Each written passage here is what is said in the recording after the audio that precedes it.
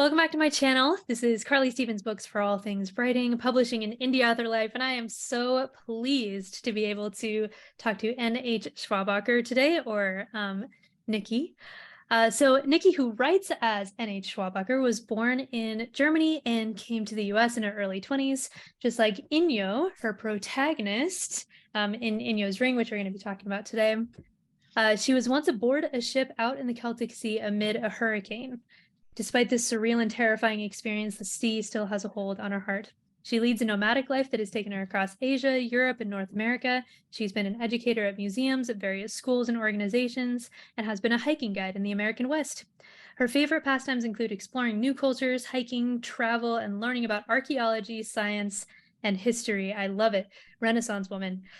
She's looking forward to visiting more of Grace O'Malley's territory and to go sailing again aboard the San Salvador, a replica of the 16th century Spanish galleon based in San Diego. She lives in northern Arizona with her family and 3 tabby cats. Inyo's Ring is her first novel. So welcome, Nikki. Thank you, Carly. Thanks for having me.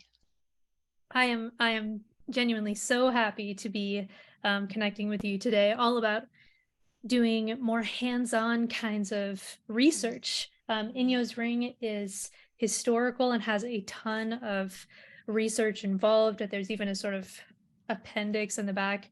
And I know most of us authors are just like Googling fiends. And so I'm so curious to see how you are able to do more than just Google stuff. But I guess Yeah. before we get into that, how did you first get into writing, or what inspired you to write this book? Writing was something that came out of the blue for me, honestly. And I didn't ever see myself as a writer. I think I'm a creative person. I love the creative arts. I love watching theater and musicals, movies of almost any genre. I love the creative process behind graphic design. I love reading. So there was a time when I worked at the same school as you, and you totally inspired me. You said I just published a book.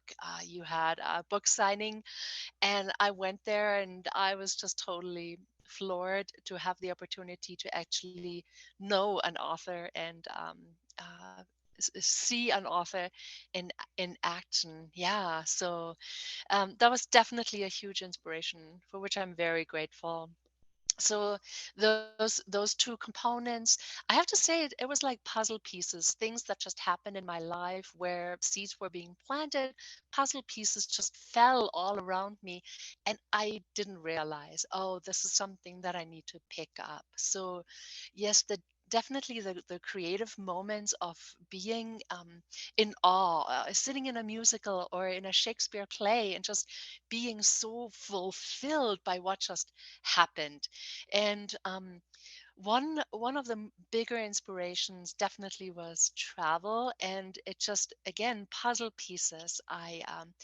I was traveling in Limerick, Ireland, when I was 16. I saw quite a bit of the landscape of southwestern Ireland, and I fell in love with the land and the people. I learned to speak English there quite a bit, because learning English in school was tricky for me. I wasn't necessarily good at it, but being in Ireland, even on such a short trip, definitely helped me. So when I was in Limerick, Ireland, I happened to be in a shop where I bought myself a clatter ring. A clatter ring is a very traditional Irish ring. It features the heart-shaped center. On top of the heart is a crown, and the ring also has 2 hands that hold that heart shape. So I got myself a clatter ring, not wearing it today. I guess I should have. And I loved it. I just fell in love with it, the symbolism. And the shopkeeper told me this legend that links the Spanish Armada to Ireland and to the origin of this ring. So I listened to this legend. I thought it was great. You know, like me at age 16, I was like, oh, this is lovely. Now I know one of the legends connecting this ring. I have the ring. I have all my travel memories. And I just carried that legend with me, not really thinking deeply about it, but always loving it, always loving my connection to Ireland, the legend that was kind kind of simmering in the back of my head, and not really knowing where it would go. So then when the pandemic started, I was doing work for a language learning company, and I was helping them write curriculum, another creative outlet. That project came to an end, and suddenly, it was the first after the first year of the pandemic, suddenly I had this emptiness inside of me where I realized I love teaching languages. I love having just written this creative language learning curriculum for them, and suddenly there was a hole. Suddenly there was a gap, and an idea just blossomed, and I thought, gosh, I want to write something creative, not curriculum, yeah, not teaching curriculum.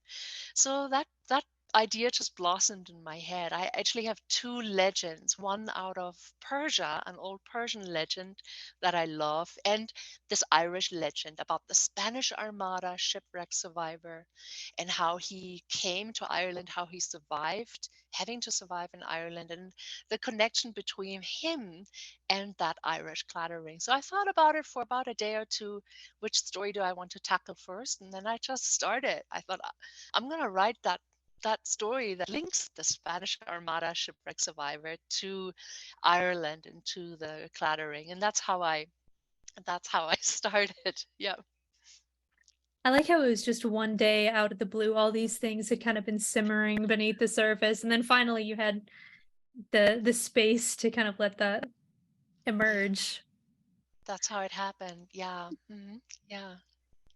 Yeah, well that's fantastic. So as I mentioned in the intro, we writers Google like fiends. I know it's become a meme basically, all the different Google searches we Yes. that we do, that kind of veer into the bizarre or the sketchy or Yeah. whatever. How did you manage to find some hands-on ways to do research for this book? Like, um, in the biography that you sent me, you talk about spending time on a replica of an actual ship from the 16th century. That sounds just invaluable. So how do you find these opportunities? Yes, yes, and of course during the pandemic I wasn't able to. This was something I did Hmm. after the book was published, that I actually went aboard this replica sailing ship. But I had dreamed of an opportunity like that for a long time. And it's so for me, I'm a very visual person, a creative person. For me, it was always important to actually see it. So um something that I had, I'll just hold this up. So this is a book called Stephen Beastie's Cross Section Man of War, and these are the sailing ships that the French and the English Navy used in the Napoleonic War. So when in my naive, innocent mind, I thought, oh, the Spanish Armada, they probably had ships like this, right? Like not knowing anything else. So I went to this book because we had it on our bookshelf, and I started reading it, and then I realized, oh, no, no, no. The Spanish Armada, that was like 300 years before the Napoleonic Wars. I need to do my research. And so I had to open myself up to, well, yeah, deep research, like not just taking something that I thought, oh, this is how it was, but actually going to sources, and so going to the library, yeah, Google, obviously. Having a husband that is a historian definitely helped in my case, asking questions. Those were good first steps. But what you said rings true, and that is, how do you actually like experience it firsthand so that you then can write about it? I think one of the reasons why Inyo's ring, why the Spanish Armada, why Ireland has such a why I love it so much, is because after I visited Ireland on the ferry back to the mainland, to Europe. It was an overnight ferry. I think it took 8 or 10 hours. Well, anyway, that ferry was caught in, it was 1986. It was Hurricane Charlie. So Hurricane Charlie wreaked havoc across the North Atlantic and then slammed into southern Ireland and the sea. We were the last ferry. After that, I think no ship was allowed out onto the Celtic Sea for a day or two until it blew over. And for me, it was terrifying to be on this ship. The ferry was huge. Nevertheless, the rough seas made it just incredible. I was laying down in this cot, and with every wave, I was being lifted out of the cot and then slammed back down. And that was for hours. I was lifted out and I slammed back down. So Mm, I remember thinking and feeling, am I going to die? Is this normal? Are ferries supposed to be in this kind of weather out in in a hurricane and in this crazy, crazy, the ocean was, it was just mayhem, and they shouldn't have been out there. And I found that out later. They should not have been out there. And yes, it was very risky, but I carried that with me. I carry the experience with me. Not that I recommend to anybody doing anything dangerous, but to me, that was kind of like, oh, now I understand what my main character went through, what he experienced. So mm, I try to imagine, okay, I was on a huge ferry. He was on a tiny wooden sailing vessel, like a galleon, a mm, 16th century Spanish galleon. And I could imagine it, and those experiences helped me. And then, yes, after publishing the book, after travel was possible again, I did go to San Diego, and there's a there's a wonderful museum in San Diego, the San Diego Maritime Museum. They have several ships. They have the Star of India, Tea Clipper. They have a submarine or two, and they have that Spanish galleon replica, and to go sailing aboard that ship is like, it's a dream come true. It's like mm, going to a museum and it comes to life. It comes to life. You are immersed in the experience. And yeah, so I highly recommend those that kind of research. If it's, if you're writing about an era or a genre where you can go into visceral, hands-on, immersive experiences where you yourself as an author can put yourself into the shoes of your main characters and just experience it. That's something that's of course not always possible, but I highly recommend it in whatever avenues you can make that happen for yourself. Interesting things opened up to me. I found Facebook groups, people that do um, galleon ship models. So mm, they post their photos, and you can actually like imagine yourself as a tiny person in their ship models. So those groups and those people helped me understand, oh, these are the dimension, this is the size of a person on mm, a ship like that. And yeah, so but I have to say, yeah, the highlight to understanding the life of my main characters was actually being in the country that I wrote about, being on a period authentic ship. And also, just recently, I had the chance to visit a Tudor era palace in London, Hampton Court. My story takes place in the Tudor era, and Queen Elizabeth I makes an appearance, is actually one of my main characters, and plays a role in my story, in Inyo's Ring. So to be in a Tudor era palace and to learn mm, about yeah, life at court. Yeah, that was also definitely a highlight. So I think about authors who might want to write, say for example, about the era of World War II.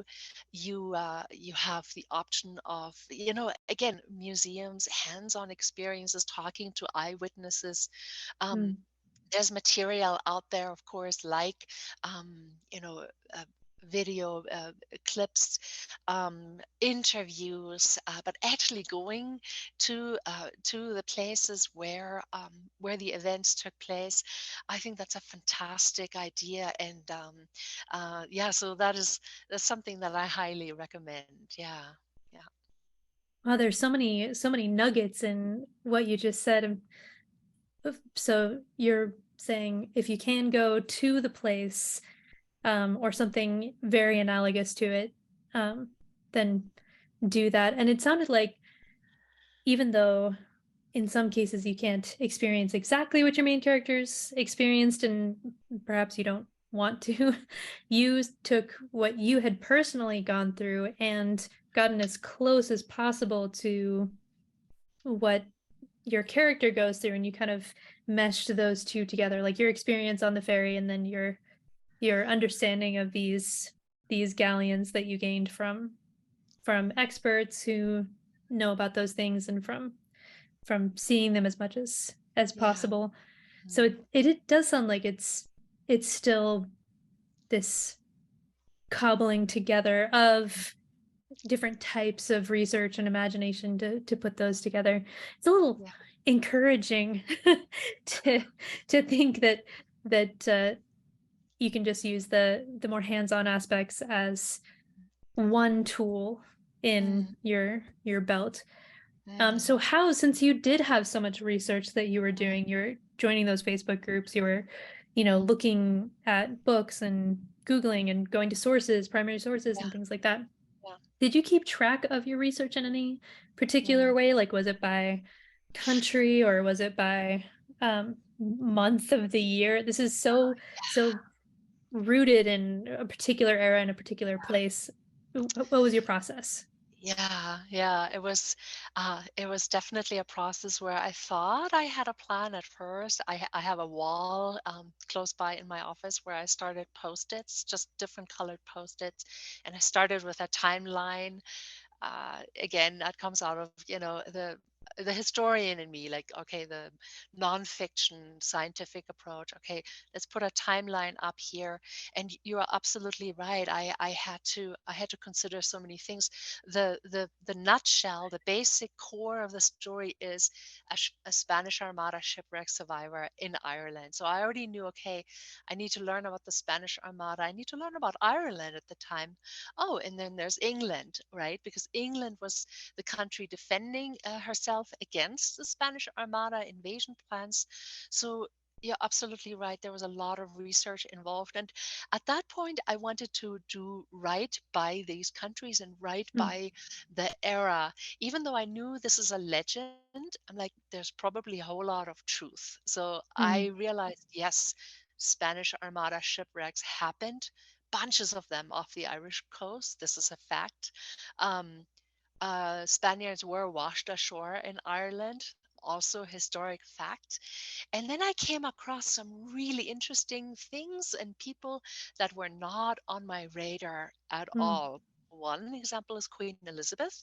What did she go through? Why was the fear of the Spanish Armada invading her country?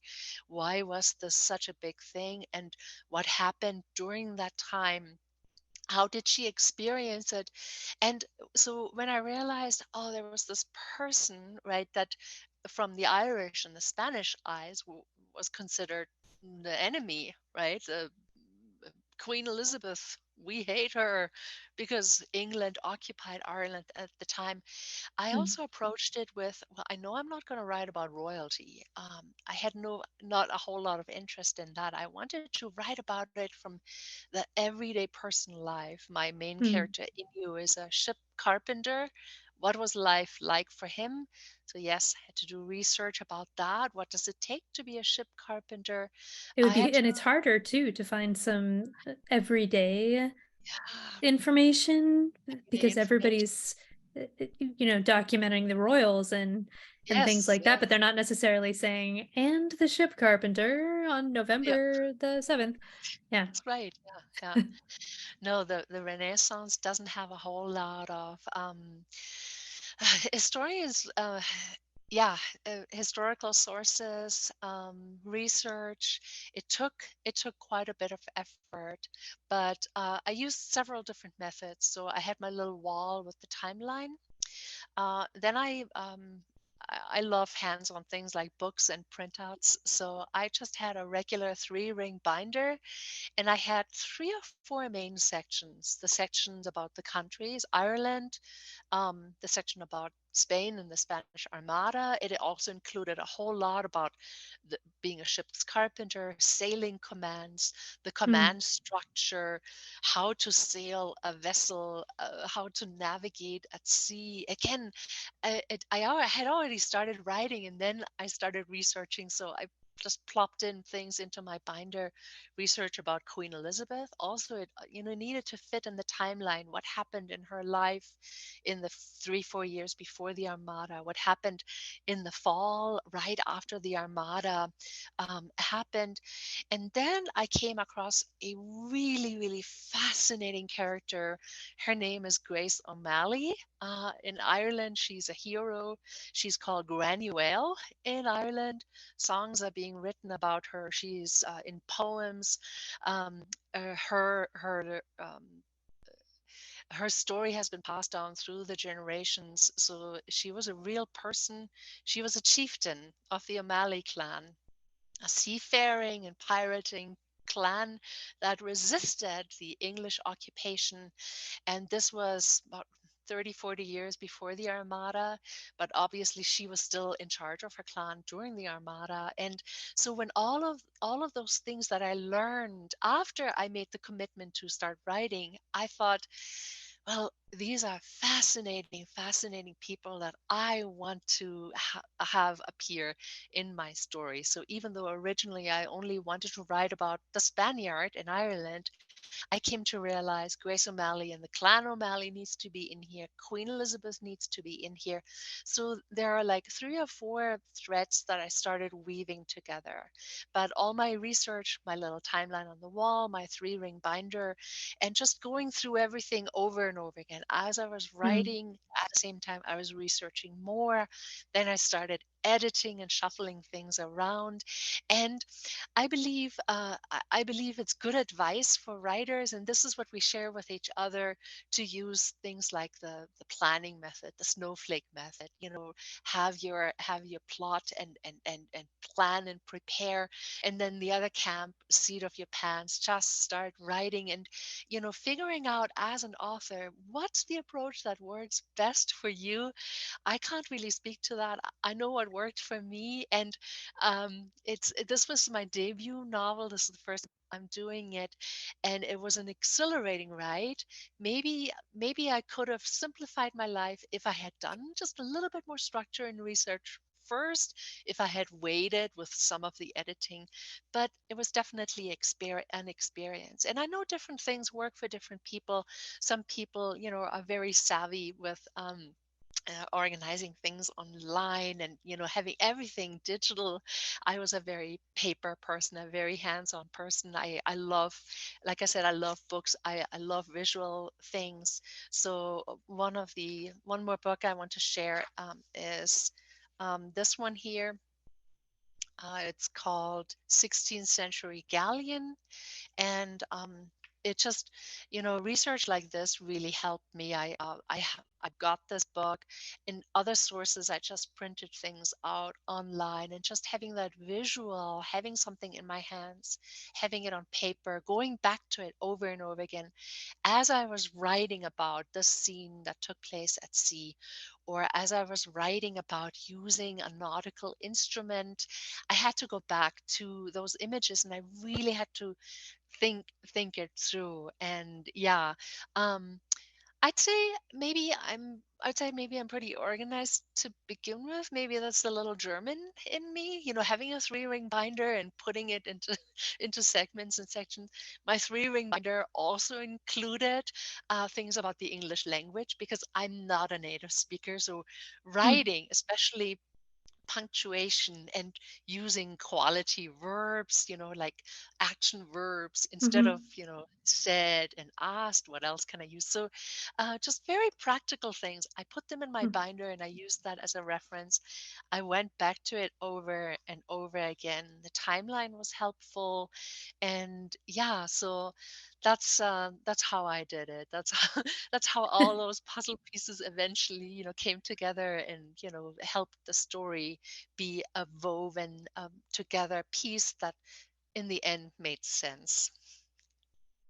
Yeah, I love that you use those kind of DK looking books. I loved those growing up, but I haven't had much of an excuse to get those lately. Not that I need an excuse, but you've given me one, so I appreciate that.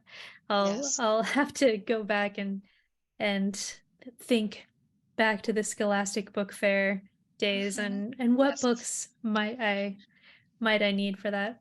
That's Yeah, right. That's right. And oh, they are gorgeous. I will never give them away. These will stay right? on my bookshelf forever. And yes, they are, they're children's books, but very honestly, I went to the library and the children's section, especially for our Spanish Armada research, was invaluable. So instead I of a mean, you textbook, get the pictures, you get the kind of visceralness. It's like a cookbook without pictures and a cookbook with pictures. You always want the picture one.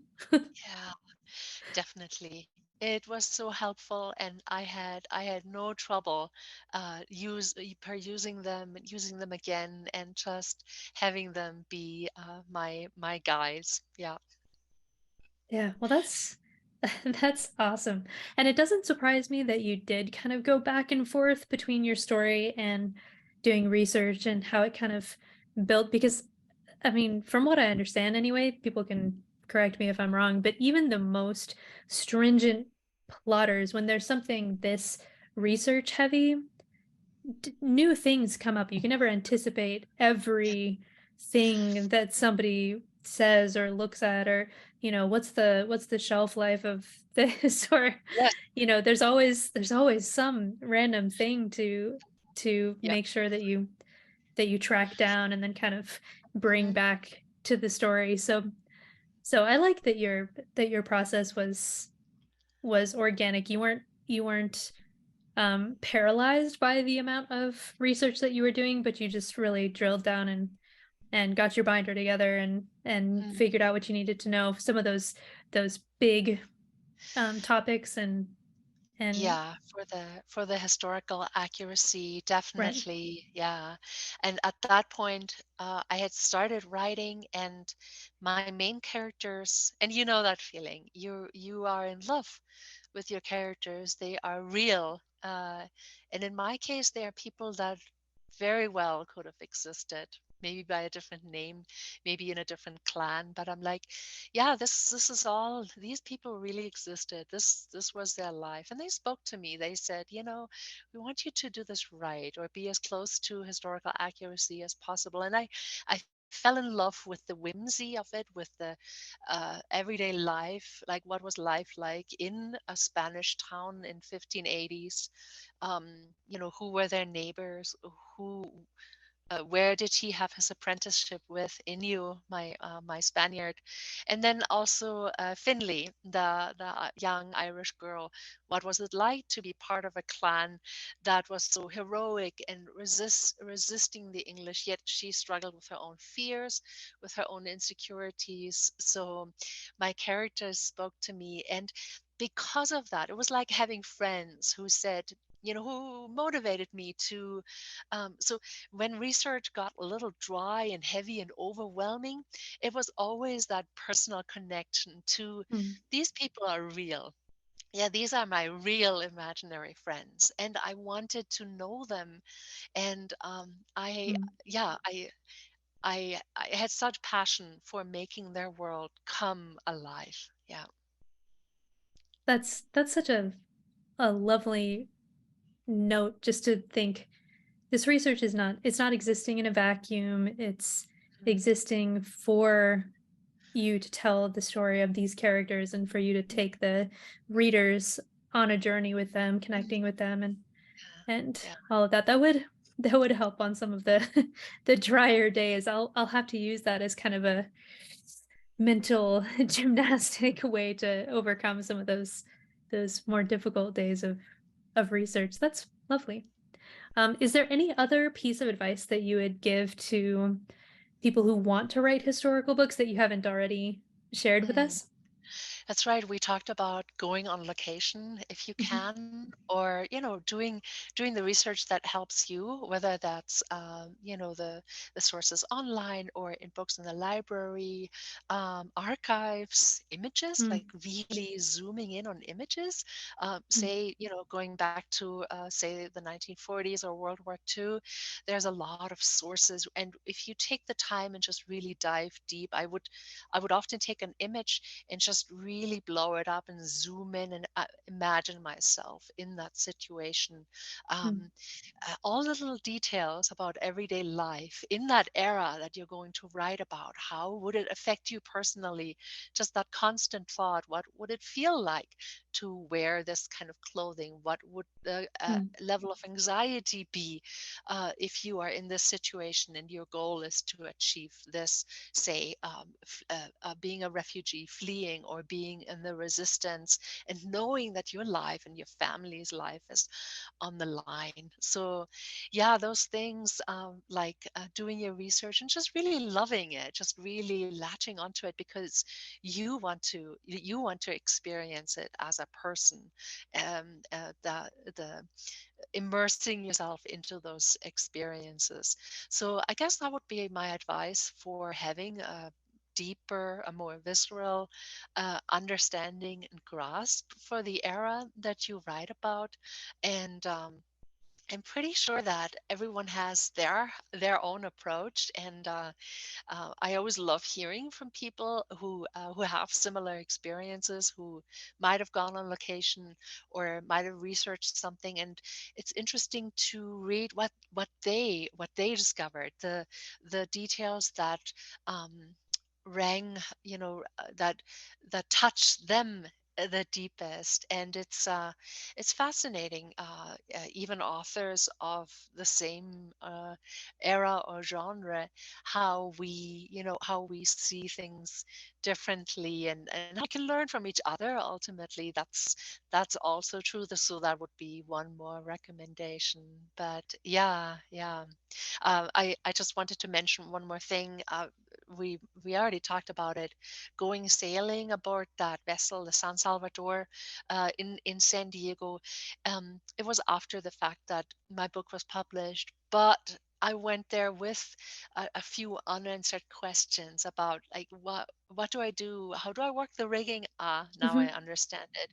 These are the sailing commands. So it's never too late. I didn't do any major editing based on my research, but I think it helped me to actually be on board that ship, and yeah, connect with that. So um, yeah, going on location. I just a thought popped in my mind.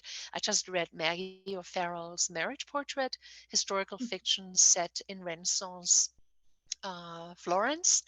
And I imagine that after reading the book, I think I would love to go to Florence and just kind of connect with the main character mm, and her world. So that's one of my favorite things about historical fiction, is wanting to go there to that place, or maybe I've been to that place, and then it's three-dimensional. And I'm mhm. not sure if you ever feel that way.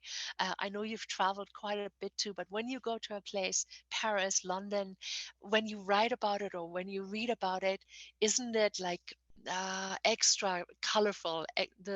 That third dimension opens up. I'm not sure how you feel about that. Oh, no, I completely agree. I mean, I've taught and I studied British literature forever, and so London, I mean, every street, every building, it's been mentioned somewhere, and it's like the whole city has an extra dimension that almost Yes. no other place has, just because of all the reading that I've done and such. So yes, I know just what you mean. I love it. So true. So true. Yeah, yeah. I'm just gonna throw that out here. Just one more thought. I was just about 3 weeks ago, I was in London, a trip that I was looking forward to for a long time, watching a Shakespeare play in the Globe Theater. I know the Globe is a So replica. Yeah, lucky. so lucky. It was Midsummer Night's Dream. But again, I Um, am just in love with that aspect of being immersed in a setting, and having something come to life. In my case, it was like Tudor era London, Tudor era England, right. What would it Shakespeare have been like? to life. Yeah, Yeah. yeah. What it would have been like. Yeah, makes me happy. That makes me happy too. When I saw, I saw some of the pictures of you on that Spanish galleon, and I thought, what a an amazing experience, for the story that you've told, and just to be able to have Mm, such a similar experience. It's not something everybody's yeah, lucky enough to do. So I was enthralled when I saw the for sure. pictures. For sure, yeah, yeah, you're absolutely right.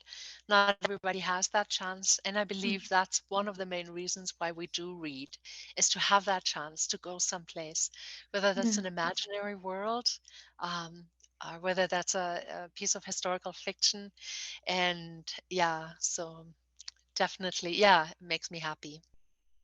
You're speaking my language. I mean, Yeah.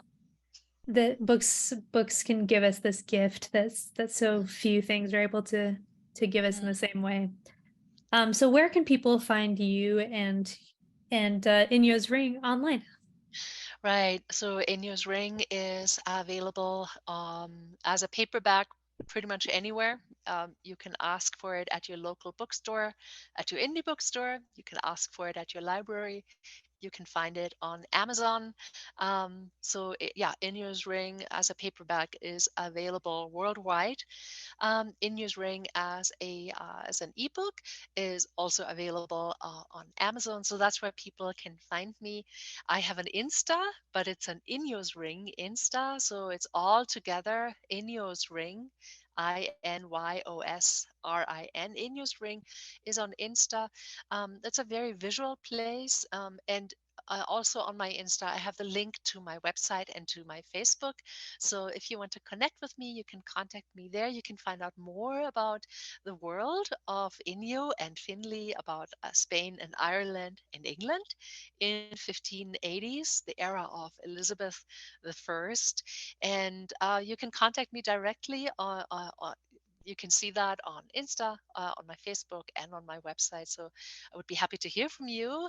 And yeah, so that's how you can find me. And I'll have all those links down below as well if you want to connect. So thank you once again so much for talking with me and letting me in on your process. And I feel lucky to have so much advice from somebody who's done a deeper dive into historical fiction. So that is it for today. Make sure to like this video if you like it. Subscribe for more of this goodness. And I'll see you next week. Bye. Thank you. Bye.